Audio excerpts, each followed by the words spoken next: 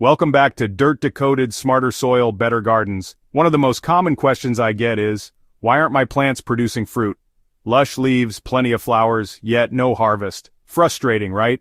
Today we'll break down the main reasons for this, from soil to sunlight, and show you how to turn things around. Ready to solve the mystery? Let's dive in.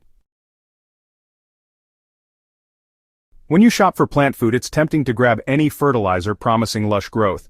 But too much nitrogen means big leafy plants, without flowers or fruit. That's why tomatoes and peppers sometimes look great, but don't produce.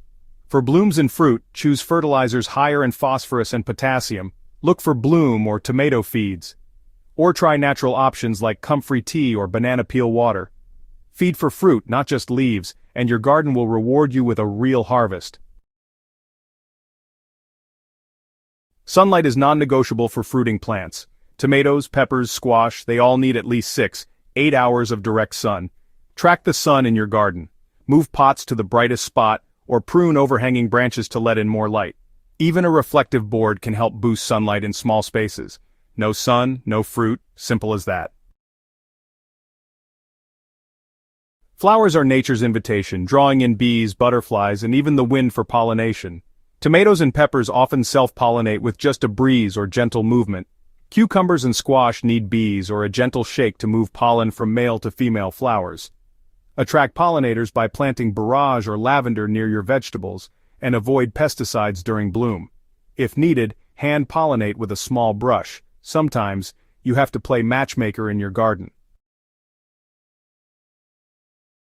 Consistent watering is crucial.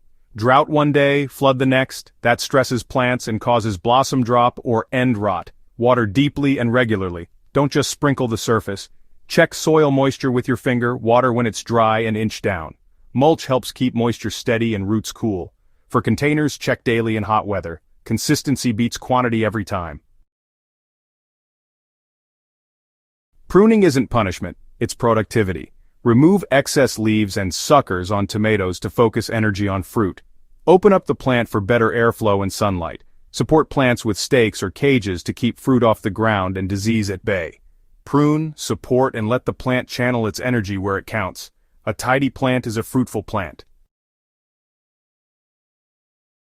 Sometimes you're doing everything right, just not seeing fruit yet. Plants follow their own timeline, not ours. Check the days to maturity on your seed packet and factor in weather delays. Don't panic or overcorrect after a bad week. If you've covered the basics, trust the process and give it time. Gardening rewards patience as much as skill.